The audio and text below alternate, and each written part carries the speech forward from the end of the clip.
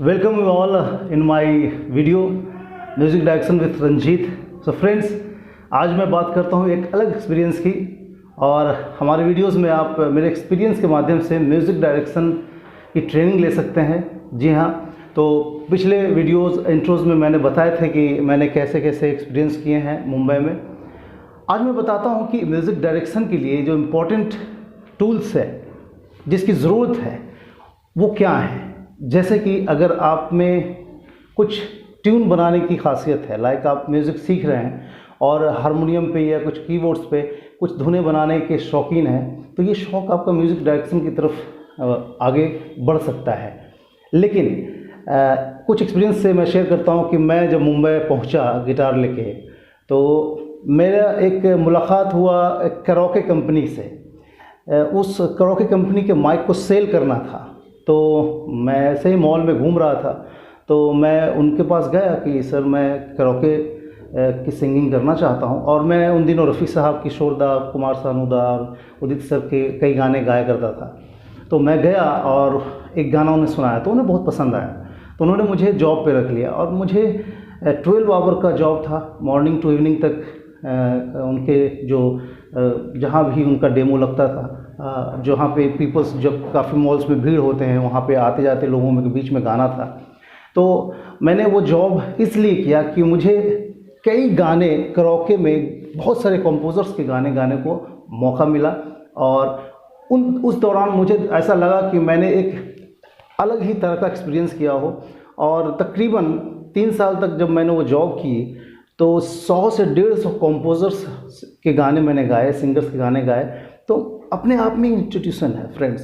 तो मेरा कहने का मतलब है कि अगर आप इस फील्ड में आना चाहते हैं, म्यूज़िक डायरेक्शन में आना चाहते हैं, तो आप ज़्यादा से ज़्यादा कराओके पे, अब तो अवेलेबल उस वक्त नहीं था, आज से 15 साल पहले या 10 साल पहले उतनी फैसिलिटीज़ नहीं थी ऑनलाइन, लेकिन आज के डेट में आपके चैनल पे, यूट्यूब पे ही कई ऐसे कराओके ट्रैक्स मिल जाएंगे। जस्ट उसे डाउनलोड करें और उसे गाएं, और जितना आप गाएंगे उतनी बार आपको ये नॉलेज होगा कि कंपोज़र्स जो हमारे लीजेंड्स हैं, उन्हें कंपोजिशन करने का जो तरीका था, उनका जो एक अलग वे था कंपोजिशन करने का, वो अलग ही था।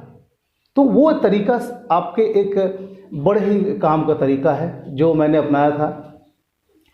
और बात करते हैं कि म्यूज़िक डायरेक्शन में और चीज़ें क्या क्या इंपॉर्टेंस है। जैसे कि आप यहाँ पे गिटार देख रहे हैं, ये गिटार बजाना तो एक लंबा अभ्यास है, लेकिन आप अगर छोटा सा नॉलेज भी गिटार का लेते हैं और अगर आपको लगता है कि आप उसे प्ले कर सकते हैं, तो जस्ट कुछ कॉर्ड्स के नॉलेज आपको होने चाहिए म्यूज़िक डायरेक्शन में, और आपका लर्न करना बहुत ज़रूरी है।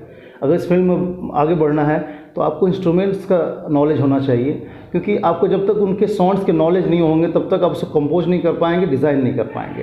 क्योंकि आज वो वक्त नहीं है कि आप अरेंजर्स को आप हायर करेंगे। आप आज जितने भी टूल्स हैं, सारे प्रोग्रामिंग सेक्शन में आपके नियोंडोज हो गए, सॉफ्टवेयर जितने भी आए होंगे, सब पे आपको प्रोग्राम करना होगा। तो आपको साउंड्स का नॉलेज होना चाहिए, उसके लिए आपको ट्रेनिंग लेनी पड़ेगी। मैंने भी थोड़ी ट्रेनिंग ली थी उन दिनों गिटार पे। तो एक गिटार पे एक छोटी सी चीज़, कोई भी चीज़ आप जब प्रैक्टिस करते हो, तो मेरा जो शौक़ था वो बताता हूँ कि मैं गाने नहीं गाया करता था, मैं जस्ट कॉर्ड्स मैंने सीखे थे। लाइक ये मैंने एक ए माइनर पे कॉर्ड है, अब इस कॉर्ड को मैं बजाता था, और जब वो बजाएंगे तो आप एक फील करेंगे, तो आप म्यूज़िक फील करेंगे। सो म्यूज़िक एक अपने आप बात कहती है, उस म्यूज़िक से आप कनेक्ट हो जाएंगे। तो मुझे जो बात कहनी है वो अपने इस कॉर्ड पे कह सकता हूँ। तो लाइक मैंने अभी एक कॉम्पोजिशन किया था, वो गाना भी मैं आपको वीडियोज़ में अटैच करूँगा। वो गाना अधूरा था, मोहम्मद इरफान ने उससे आवाज़ दी है, और वो भी गाना मैंने इसी गिटार पे किसी प्रोड्यूसर से मिलकर सुनाया था, उन्हें बहुत पसंद आया था, तो उन्होंने रिकॉर्ड किया था। लाइक वो उसकी 2 लाइनें मैं गिटार पे गाता हूँ, फिर एक ऑडियो भी यहाँ पे शेयर करूँगा छोटा सा। और वो गाना भी अभी फिल्म में नहीं गया है, वो गाना भी हमारे पास है, और हम ट्राई कर रहे हैं कि किसी बड़े फिल्म में वो जाए। तो वो गाना कुछ इस तरह सा है मित्रों।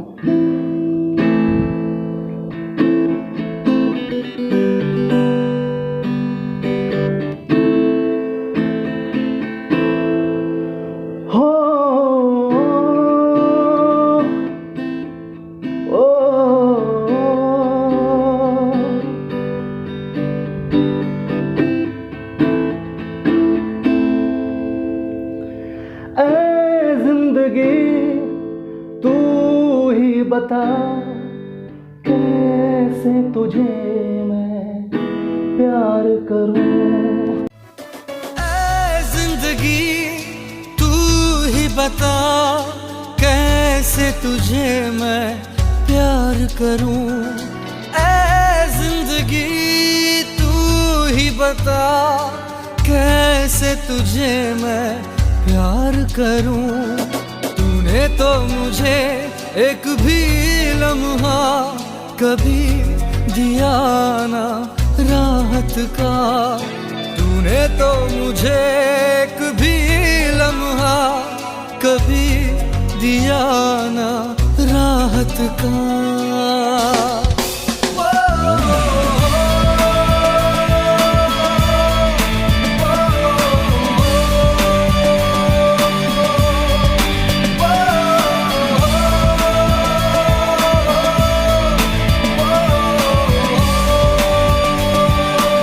आप गिटार के कुछ कॉर्ड्स के साथ भी कॉम्पोजिशन कर सकते हैं, जो कि आज ज़्यादा चलन है। गिटार के ऊपर ही ज़्यादा कॉम्पोजर म्यूजिशियंस जो भी आज आप मुंबई में स्ट्रगल कर रहे हैं, उनके लिए आसान भी है गिटार को। जैसे पहले तो हारमोनियम और तबला ढोलक सब होता था, लेकिन अब वो वक्त नहीं है। गिटार के कॉर्ड्स पे ट्यून आप सुना सकते हैं प्रोड्यूसर्स को। तो म्यूज़िक डायरेक्शन में ये बहुत ही अच्छे टूल्स हैं जिसको आप इस्तेमाल करें। गिटार की थोड़ी सी ट्रेनिंग लें तो आपको आसानी हो जाएगी अपने कॉम्पोजिशन को पहुंचाने में। और मित्रों यही है, और भी सारे किस्से हैं मेरे। मैंने ये जॉब जो कराओके की बताई, मैंने तकरीबन 4 साल तक किया। और उसी दौरान मुझे उसी मॉल में जब मैं गा रहा था तो चंद्रचूड़ सिंह और उनके गाने जब गाता था, और कई लोग वहाँ पे जो डायरेक्टर्स अनु मलिक साहब सभी लोग आते थे और वो कुछ ख़रीदने आते थे, लेकिन मैं वहाँ गा रहा होता था। तो उसी बहाने वो सुनते थे, मैं उनको कभी कभी मिल लिया करता था। तो फ्रेंड्स, कुछ इस तरह मेरी जर्नी इस तरह से चलती रही है मुंबई में। और आगे की वीडियोस में भी मैं अपने इसी तरह के एक्सपीरियंस शेयर करूंगा, और उसी के माध्यम से म्यूज़िक डायरेक्शन को कैसे आप आगे बढ़ा सकते हैं और कैसे अपने आप को तैयार कर सकते हैं प्रोड्यूसर्स के लिए। क्योंकि आपका जो म्यूज़िक डायरेक्शन है, आपका जो आर्ट है, वो तब तक लाइमलाइट में नहीं आएगा जब तक आप लोगों से मिलेंगे नहीं। तो मिलने के लिए अगर आपको तरीका पता नहीं है तो आपको एक अंधकार जैसा लगता है। तो मेरे वीडियोस से मैं उस अंधकार को उजाले में बदलने की कोशिश करूंगा।